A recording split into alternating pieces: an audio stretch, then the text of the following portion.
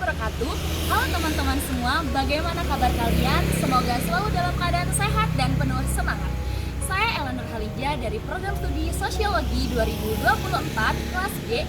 Saya di sini ingin mengajak teman-teman semua untuk menyelami dan merenungkan kembali perjalanan panjang serta gemilang sejarah peradaban Islam. Video ini saya buat sebagai bagian dari ujian akhir semester mata kuliah Sejarah Peradaban Islam yang diampu oleh dosen yang terhormat Ibu Farah Ruqyah MSI, dan sekaligus menjadi bentuk analisis dan tanggapan saya terhadap materi-materi yang telah kita pelajari di perkuliahan. Mempelajari peradaban Islam bukan hanya tentang menghafal tanggal dan nama, tetapi lebih dari itu. Ini tentang memahami bagaimana ajaran mulia mampu membentuk masyarakat, melahirkan ilmu pengetahuan, seni, dan kebudayaan yang sangat luar biasa, serta memberikan kontribusi besar bagi dunia. Dalam materi yang telah kita bahas, kita mengetahui bahwa sejarah peradaban Islam tidak hanya berpusat pada satu wilayah, tetapi menyebar luas dan berinteraksi dengan budaya yang lain. Mari kita soroti beberapa poin penting dari materi perkuliahan kita. Kita telah mendiskusikan kejayaan peradaban Islam di berbagai belahan dunia. Misalnya bagaimana dinasti Safawi di Persia dan dinasti Mughal di India, mereka tidak hanya membangun kekuasaan politik, tetapi mengembangkan seni arsitektur, sastra, dan ilmu pengetahuan yang sangat menakjubkan. Masjid-masjid indah, taman-taman megah, dan karya sastra klasik adalah bukti nyata betapa tingginya peradaban mereka pada masanya. Ini adalah bukti bahwa Islam mendorong kemajuan intelektual dan artistik. Kemudian, fokus pembahasan kita bergeser ke wilayah yang sangat dekat dengan kita, yaitu peradaban Islam di kawasan Asia Tenggara, khususnya di negara kita, Indonesia. Saya pribadi sangat tertarik dengan bagaimana Islam masuk dan berkembang di Nusantara. Ini bukan melalui jalur peperangan, melainkan dengan cara berdamai, melalui perdagangan, akulturasi budaya, dan dakwah para ulama. Kita telah melihat bagaimana masuknya Islam ke Indonesia melahirkan kerajaan-kerajaan Islam atau kesultanan yang kuat dan berdaulat. Kesultanan-kesultanan seperti Samudra Pasai, Demak, Mataram, hingga Ternate dan Tidore tidak hanya menjadi pusat pemerintahan, tetapi juga pusat penyebaran agama dan kebudayaan Islam. Perjalanan peradaban Islam di Indonesia terus berlanjut hingga era kemerdekaan. Kita bisa melihat bagaimana Islam berperan dalam politik, seni budaya, dan pendidikan di masa itu.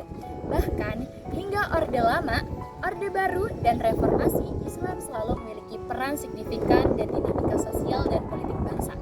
Satu hal yang menarik perhatian saya adalah perkembangan intelektual Islam di Indonesia. Indonesia telah melahirkan banyak pemikir, ulama, dan cendekiawan muslim yang berkontribusi pada khazanah ilmu pengetahuan Islam, baik di bidang agama maupun sains umum. Ini menunjukkan bahwa semangat ijtihad dan pengembangan ilmu pengetahuan terus hidup di tengah umat Islam Indonesia. Lalu bagaimana dengan peradaban Islam di Indonesia pada masa sekarang? Di era kontemporer ini, peradaban Islam di Indonesia menunjukkan dinamika yang sangat menarik. Kita melihat peran Islam yang semakin kuat dan beragam dalam berbagai aspek kehidupan. Seperti yang pertama, pendidikan.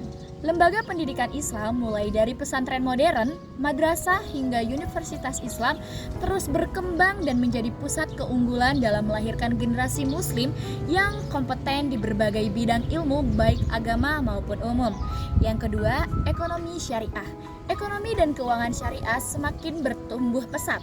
Bank syariah, asuransi syariah, pasar modal syariah, hingga produk-produk halal menunjukkan bahwa Islam menawarkan sistem ekonomi yang berkeadilan dan relevan untuk masa kini. Yang ketiga, seni dan budaya.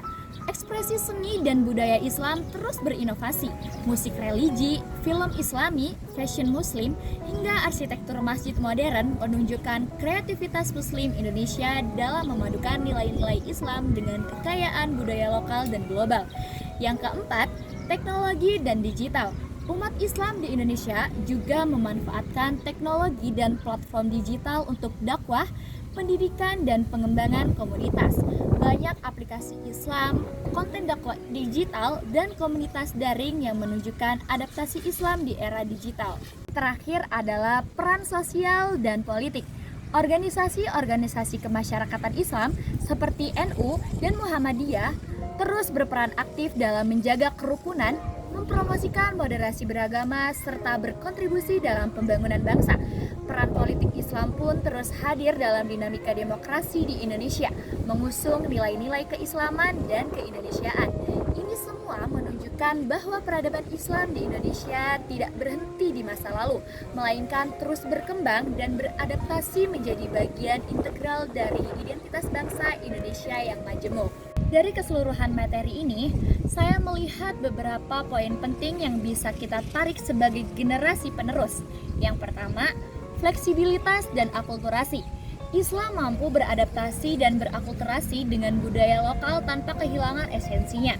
Ini terlihat jelas di Indonesia, di mana Islam menyatu harmonis dengan tradisi Nusantara. Yang kedua, peran ilmu pengetahuan. Sejak awal, peradaban Islam adalah peradaban yang mencintai ilmu pengetahuan. Dorongan untuk membaca, meneliti, dan mengembangkan ilmu harus terus kita jaga. Yang ketiga, tantangan kontemporer. Peradaban Islam masa kini menghadapi tantangan globalisasi, radikalisme, dan disinformasi. Oleh karena itu, penting bagi kita untuk memahami sejarah agar tidak mengulangi kesalahan masa lalu dan bisa mengambil hikmah untuk masa depan. Yang keempat, dan yang terakhir, relevansi masa kini. Nilai-nilai peradaban Islam seperti keadilan, toleransi, solidaritas, dan cinta ilmu sangat relevan untuk diterapkan di kehidupan modern. Sebagai penutup, saya percaya bahwa peradaban Islam adalah warisan yang tak ternilai harganya. Tugas kita adalah bukan hanya mengenang kejayaannya, tetapi juga mengambil inspirasi dari semangat keilmuan, keadilan, dan kemajuan yang telah kita capai. Mari kita berkontribusi untuk membangun peradaban yang lebih baik sesuai dengan ajaran Islam yang rahmatan lil alamin. Terima kasih atas perhatiannya. Wassalamualaikum warahmatullahi wabarakatuh.